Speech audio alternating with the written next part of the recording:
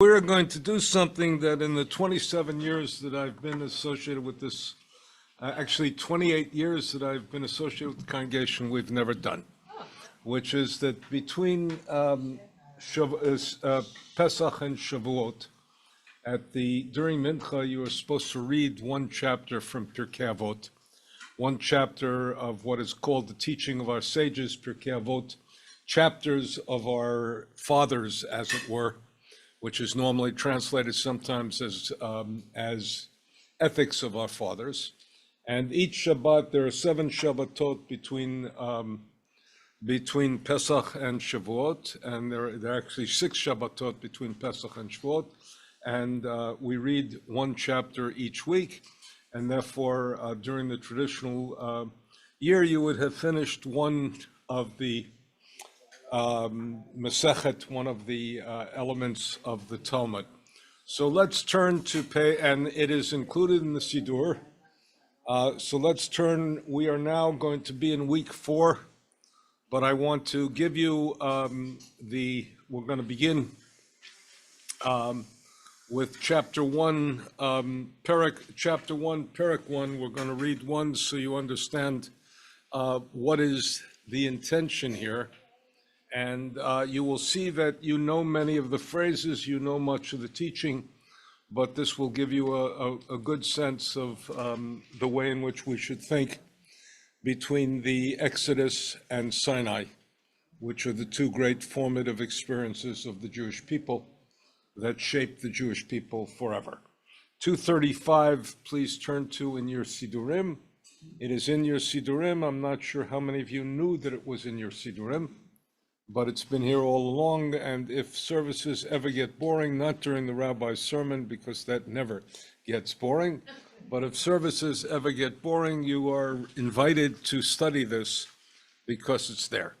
Let's begin with chapter 1, because I want to, again, stress part of what we are all about, and this works very well. Diane, why don't you read the first Mishnah of chapter 1? Chapter 1. Moses received Torah at Sinai. He transmitted it to Joshua, Joshua to the elders to the prophets to the members of the great assembly. They formulated 3 precepts. Be cautious in rendering a decision, rear many students, and build a fence to protect the Torah. Okay, for us, the most important part of this is the question of transmission. You receive, you transmit, you receive, you transmit, you receive, you transmit. And that is that transmission is part of what is involved in Torah. It is not enough to receive Torah, you must transmit Torah. And then what you're going to see throughout is it's not enough to transmit Torah, but you have to make your own impression on Torah. You have to add to Torah. And they formulated 3 precepts, essentially. The 3 precepts are be cautious in rendering a decision, which is that since they were judges, and a judge must be very cautious in rendering a decision, and must listen to both sides, must adjudicate, must hear, must weigh the evidence, must make a reasoned and rational and disciplined decision. Rear many students, which means we don't want to be the last. We want to be what? The people who transmit and who create. And then build a fence around the Torah. And the fence around the Torah means that essentially you want to create something that a fence means you protect it, you preserve it, and we'll see that there is always a tension between building a fence and transmitting, building a fence and adding to it in a very basic way. Now let's turn to chapter 4. And if we go to chapter 4, because that's what we should be reading today, we'll read a couple of Mishnayot of chapter 4. Now, the first chapter is said by Ben Zoma. Does anybody know where we read of Ben Zoma? In the Seder of Pesach. Now, Ben Zoma is one of the 4 rabbis who went into Pardes, the four rabbis who went into study, and there's a debate in the rabbinic tradition as to what Pardes is. Pardes is again the depth, the study. Some say it's Pshat, Remez, Drash, and Sod. The simple explanation, what is alluded to, what is discerned from it, and then the mystery of Torah.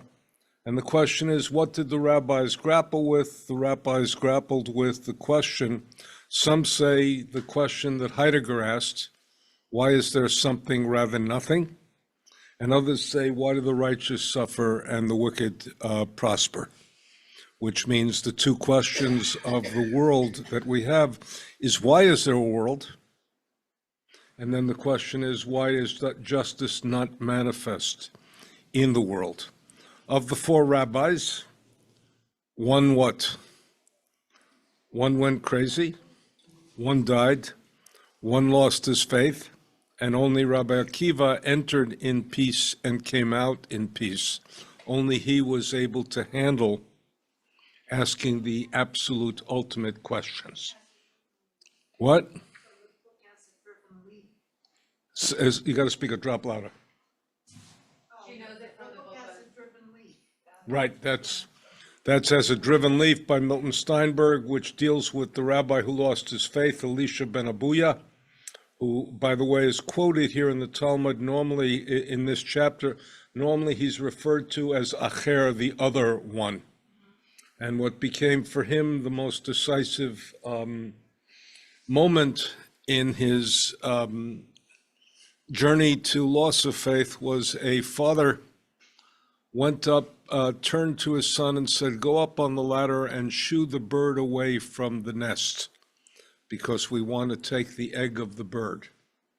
And the child went up, which is to fulfill two commandments. The first commandment is what? Kabed et avicha v'et imecha, honor your father and your mother. And the other is shiluach hakein, which is you cannot take an egg when the mother bird is there. It's part of our sensitivity to what the relationship between mother and child is, in the same way in which we don't mix milk and meat, because meat, again, is the dead animal, and milk is what gives the animal life. And when the child fell down and died, he said, the world is let din v'let dayan, the world is without a judge and without judgment. How could God make this happen? But let's learn from Ben Zoma for a moment, and we continue. Mr. Dvern, why don't you read? Let's teach us from Ben Zoma. And this is, we're giving you the opportunity to be the wise son, not the wise guide. Those who learn from everyone, as it is written, from all my teachers have I gained understanding. Who is mighty? Those who conquer their evil impulse, as it is written. One who is slow to anger is better than the mighty, and one who rules over one's spirit than one who conquers a city. And the next one, so we complete the mission. Who is rich? Those who are content with their portion, as it is written. When you eat the labor of your hands, happy will you be, and all will be well with you. Happy will you be refers to this world. All will be well with you refers to the world that is coming. Who is honored? Those who honor all people, as it is written. Those who honor me, I will honor, but those who scorn me will be despised. Okay, let's go and understand this. Where does wisdom come from? You learn from everybody and from everything. And that is, if you say, I'll only learn from this, that, the other thing, you're what? Not too wise. You're not too wise. And my father used to have it in a very basic way. He said, any idiot can learn from their mistakes. What makes you smarter is you learn from somebody else's. But the reality is that this is an openness to learning, an openness to learning from everyone. Who is mighty, and in that sense, Gibor is strong. And the great battle is, again, an ethical battle, not a military battle for the rabbis. The ethical battle is the ethical battle of somebody who can what? Conquer their spirit, conquer their yetzer in that sense. And Again, part of that is their evil impulse. And if you conquer your evil impulse, then that is strong. I sometimes say of my beloved wife that Melissa always does the right thing, but that's only after contemplating doing all of the wrong things. And I have a quarrel with my good friend Elliot Dorff, Rabbi Elliot Dorff, which is most of us do the right things after we struggle against our evil impulse. But I've never seen him struggle against an evil impulse. And therefore, I'm not sure that he's mighty in that sense. His natural inclination is to do right and do good and be gracious and generous. Most of us struggle against the evil impulse, and part of that also involves the question of self-control. And be careful of those who do not have self-control. And this is, the next two are appropriate critiques of the world in which we live. Who is rich? The Hebrew is hasamech b'chalko, one who is content with what he has. And if you're not content with what you have, you somehow, no matter what you have, you can't be what? You can't be rich. If you want more, then in that sense, you're not quite there because you're never satiated. You're never satisfied. And it's, again, who is rich? One who is happy with his lot, who's content with his portion, and contentment and that type of sense of enough, I have enough, that's a certain sense of spiritual tranquility versus what the notion of I need more, no matter what I have, it's not enough. And then the last is, again, a critique of the world in which we live. Who is honored? Those who honor all people. You're not honored by receiving honor, you're honored by giving honor. And think of that as an ethical principle. And you honor all people, and God says, those who honor me I will honor, but those who scorn me will be despised. Clear? Any questions on this? And again, think of this as an ethical critique of the world in which we live. Yes? Michael, how did we, I mean, the Jewish people, get it so wrong then? I mean, it's so obvious, we should learn from everyone, and yet I would argue that not our tradition here, but the bulk of our tradition is, no, we don't learn from anyone but Jewish sources and Jewish teachings. Well, I would argue that some of the great Jews, let's think of Maimonides. Maimonides learned philosophy from everybody from Aristotle to Christian and Islamic philosophers. He learned medicine from all sources, not just from Jews. Remember, you have a struggle. And this is, again, Benzoma, who's willing to explore. And when Benzoma, who's willing to explore, to learn from all sources, part of what people who are not secure in where they are want to do is to close off the others. Those who are secure can open up to the others. And the greatest of Jews incorporated. This is a difference, ironically, there's an interesting language differential between assimilation and acculturation. Anybody know the distinction between assimilation and acculturation? Assimilation is you want to be like the culture that is out there. Acculturation is you take elements of the culture and you incorporate it into your own tradition. So in that sense, there's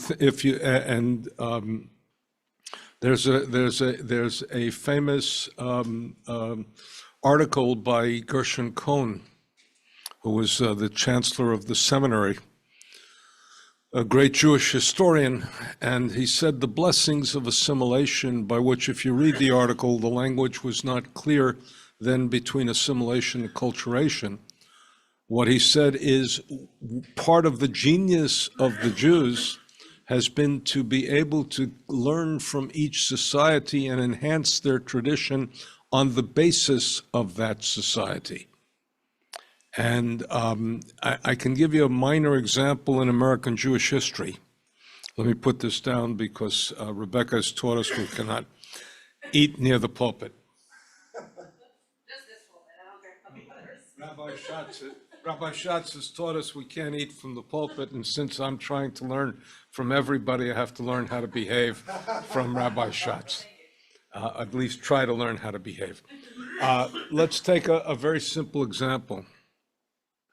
If you look at the charters historically, if you look at the charters of synagogues, and you ask, when did the synagogue become an American synagogue?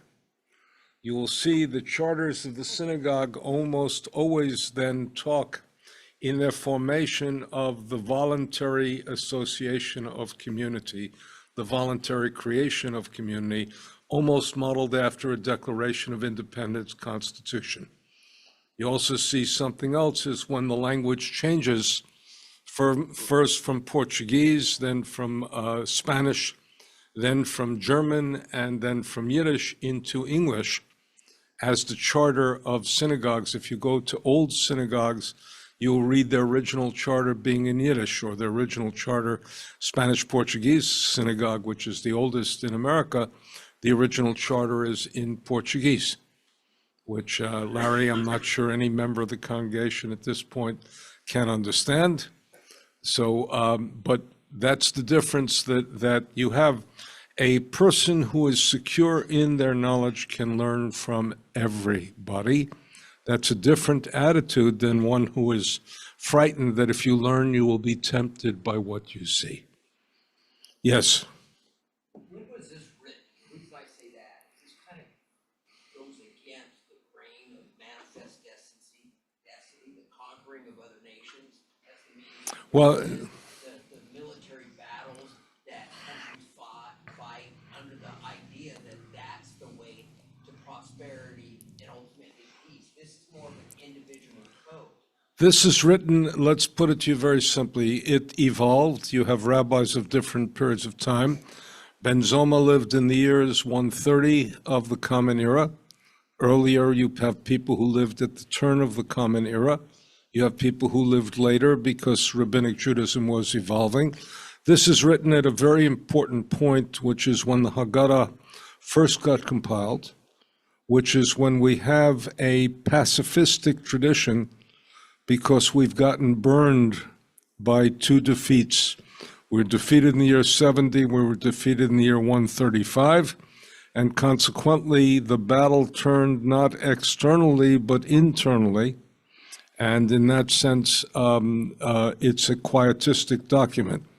Think, for example, let's take the Haggadah as an example. A revolution, and I'll give you a very interesting example from the Haggadah. In the secular Haggadot that were written at the period of the early Zionist movement and then at the creation of the State of Israel, the prayer Dayenu never exists. The Psalm Dayenu, because a revolutionary generation wants it all. Right? You don't say it's sufficient. One person described the Dayenu as the anthem of limited expectations, which is pejorative, but here you have it as positive. Who's rich? Those who are content with what they have. And imagine, again, being, what does it mean to be poor? You don't have enough. Now, some people who are very rich don't have enough. And in one sense, that's a little bit pathetic. The great rich people that we see are people who say, I have enough, now I want to do something with what I have. Right? Think of, the Warren Buffetts, the Bill Gates, the Michael Bloombergs, et cetera, the people who say, I have sufficient. Now let's see what I can do with what I have amassed, with what I can do. And Bill Gates has decided that he's going to spend $250 billion, $200 billion over the next 20 years and close down his foundation. Again, that's an example of who is rich, one who's comfortable in what he has. Yes. Before this session began, I told Marshall that if you're gonna learn from everyone, if you're gonna be open-minded, you need strong analytical skills, otherwise you're fall in danger of being gullible. And I remember when I read the book on emotional intelligence, it opens with a quote by Aristotle, who talks about anger.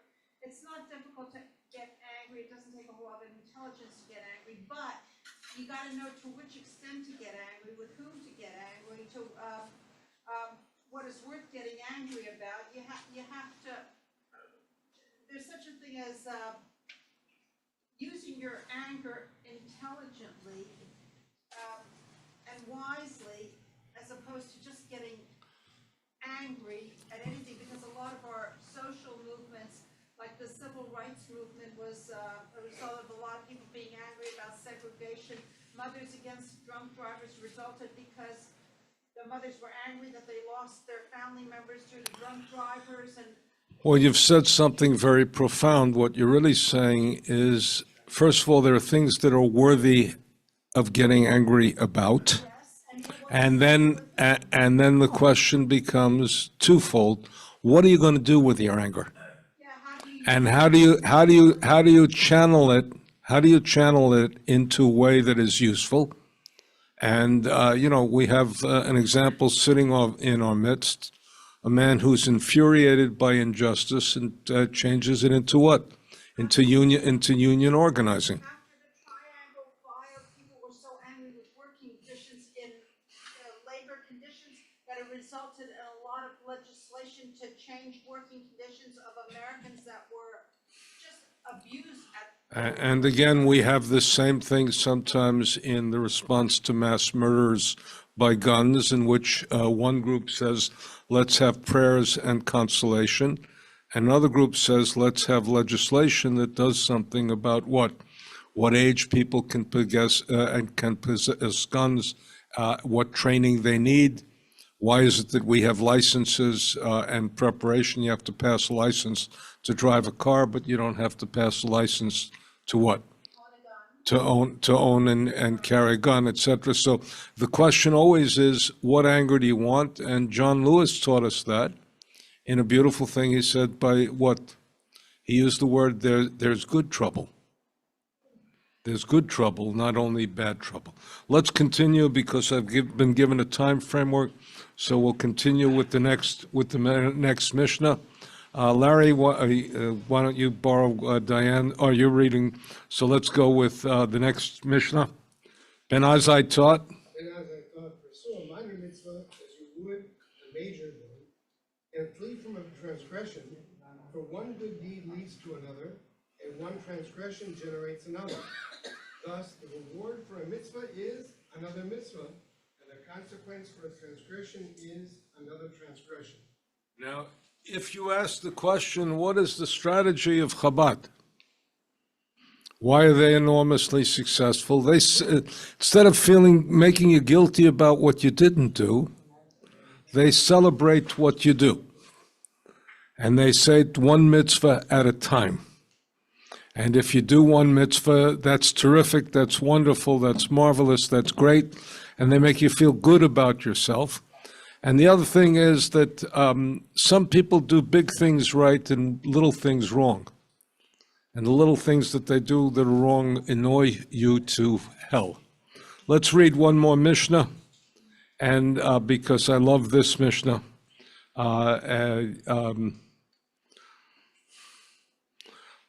let's go continue.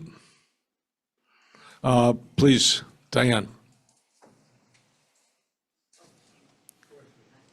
The other Diane. This was a favorite teaching of his. Do not disdain any person, and do not underrate the importance of anything. For there is no person who does out of his or her hour, and there is no thing without its place and sun. I went to, when I was in school, there was a quarterback who came in at the Harvard-Yale game in the third quarter, and proceeded to score, to lead to 4 touchdowns in the third and fourth quarter to beat Yale decisively. And he then got the role of the starting quarterback, and he never had another good game. And his comment on this was a wonderful comment. He said, look, I had my moment in the sun, and the tragedy is I could have been on the bench. You know, as I was called into the game, chances are that I should have been on the bench. This was my moment. Everybody, what it's saying is every human being has a moment in life, and everything that you see has its moment and its purpose. And don't disdain someone because that may be their moment. There may be a moment coming. And if you think of that, that's a wonderful surprise. And it's a wonderful acceptance of all of our humanness, and the idea that we have to accept each of us, etc. Okay, last one, and this is Rabbi Levitas of Yavne. Yavne, remember, is the academy that was formed right after the destruction of the temple.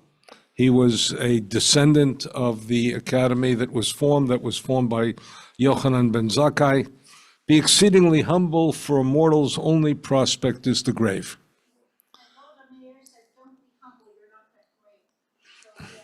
Well, there are 2 famous jokes about that. There was a synagogue in which the rabbi had an entrance called Shiviti Hashem Lenegdi Tamid. God is before me always. The cantor had an entrance called Dalef Ne Miato Made, know before whom you stand. And the joke about it is that on the eve of Yom Kippur, the rabbi walked in, he opened the ark, and he said, "Oh Lord, I am nothing, you are everything." And he began to read what is Tfilat Zakah. Tfilat Zakah is said before Kol Nidre by the pious. It's a beautiful self-negation. And he sat down and he cried. The cantor comes in and looks at that. God, I am nothing, you are everything, and I hope that with my voice I can inspire the community to understand Judaism and to live a Jewish life and repent. And he sits down and cries. The shamus, the sexton, the ritual director comes in, opens the ark and says, "I am nothing." And the cantor turns to the rabbi, "Psst, psst, take a look at who thinks he's nothing." The last point I want to make on this is that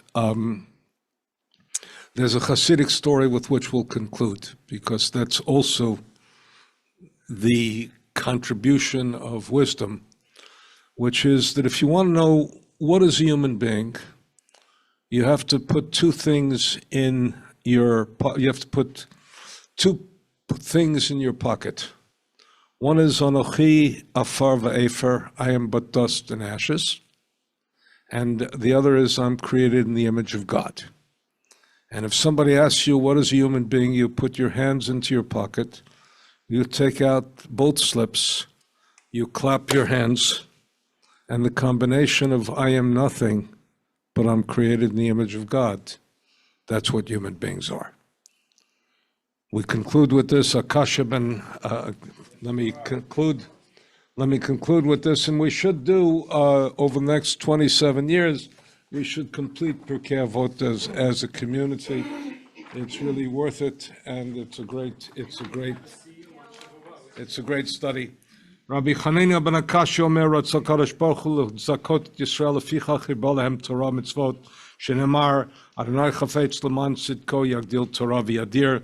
Hanania ben Akasha taught, the Holy One, blessed be He, desired to benefit the people Israel, therefore God gave them the Torah with abundance of mitzvot. It is written, Adonai was pleased for the sake of God's righteousness to make the Torah great and glorious.